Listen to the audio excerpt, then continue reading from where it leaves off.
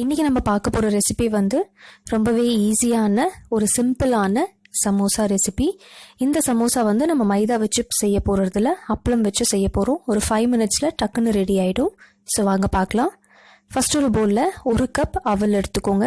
உங்ககிட்ட அவல் இல்லைன்னா இதை நீங்கள் ஸ்கிப் பண்ணிடலாம், அவல் இல்லாமே பண்ணலாம். அவலை வந்து கொஞ்சம் க்ரஷ் பண்ணிக்கோங்க, லைட்டாக க்ரஷ் பண்ணால் போதும். இப்போ இதில் 2 வெங்காயம் சாப் பண்ணிவிட்டு அதை சேர்த்துக்கலாம். ரெண்டுமே வந்து மீடியம் சைஸ் ஆனியனாக எடுத்துக்கோங்க.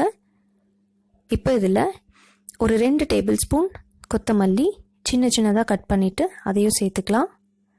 புதினா 2 டேபிள் ஸ்பூன். இதில் பச்சை மிளகாய் ஆட் பண்ணிக்கோங்க. உங்களுக்கு காரம் அதிகமாக வேணும்னா நீங்கள் நிறைய பச்சை மிளகாய் எடுத்துக்கலாம். இது chilli powder 1 teaspoon. Garam masala 1/4 teaspoon போதும். அதுக்கப்புறம் உப்பு தேவையான அளவு. இதெல்லாம் சேர்த்துட்டு நல்லா மிக்ஸ் பண்ணிக்கோங்க. நம்ம வெங்காயம் வந்து ஃப்ரை பண்ணாமல் ஏன் ஆட் பண்ணுறோன்னா க்ரன்ச்சியாக இருக்கும். சமோசாக்குள்ளே நம்ம சாப்பிட்றப்ப நல்லா க்ரன்ச்சியாக இருக்கும்.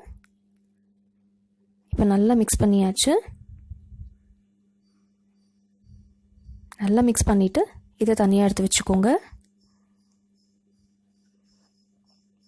இப்போ தேவையான அளவு அப்பளம் எடுத்துக்கோங்க. சாதாரணமான அப்பளம் தான் இது. அப்பளம் வந்து இந்த மாதிரி தண்ணியில் ஒரு 30 செகண்ட்ஸ்க்கு டிப் பண்ணி வச்சுக்கோங்க. ரொம்ப நேரம் கூட டிப் பண்ணக்கூடாது, ஒரு 30 செகண்ட்ஸ் டிப் பண்ணால் போதும். நல்லா ஃபோல்ட் பண்ணுற மாதிரி வரும். சாஃப்ட் ஆகிடுச்சு பாருங்கள். இந்த மாதிரி 30 செகண்ட்ஸ்க்கு டிப் பண்ணால் போதும். இப்போ இதில் நம்ம இதை ஸ்டிக் பண்ணுறதுக்காக ஒரு பேட்டர் ரெடி பண்ணலாம். 1 டீஸ்பூன் மைதா எடுத்துக்கோங்க. இதில் கொஞ்சமாக தண்ணி ஆட் பண்ணிக்கலாம். தண்ணி ஆட் பண்ணிவிட்டு நல்லா மிக்ஸ் பண்ணிக்கோங்க. ரொம்ப தண்ணியாக இருக்கக்கூடாது, இந்த கன்சிஸ்டன்சி கொஞ்சம் திக்காக இருக்கணும்.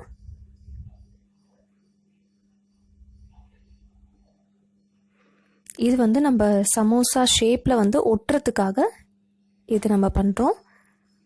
இப்போ இது ரெடி ஆகிடுச்சு. இது தனியாக எடுத்து வச்சுக்கோங்க. இப்போ தண்ணியில் டிப் பண்ணி வச்ச அப்பளம் எடுத்துக்கோங்க. அதில் வந்து நம்ம உள்ளே அந்த ஃபில்லிங் பண்ணி வச்சுருக்கோம்ல அதை உள்ளே வச்சிடலாம். இப்போ சைடில் வந்து நம்ம அந்த மைதா மிக்சரை அப்ளை பண்ணிக்கலாம்.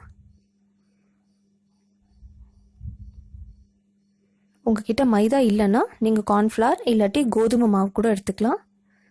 இப்போ இதை ஒட்டிக்கோங்க. சமோசா ஷேப் மாதிரி ஒரு ஷேப் பண்ணிவிடுங்க. 2 சைடு ஒட்டிட்டு கீழே இருக்கிறத மேலே ஒட்டிடணும்.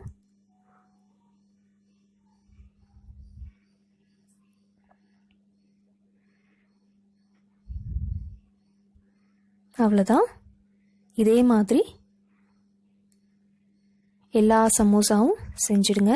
நீங்கள் வந்து பாருங்கள், சமோசா வந்து அப்பளம் வச்சு கூட இதே மாதிரி ஈஸியாக பண்ணிடலாம்.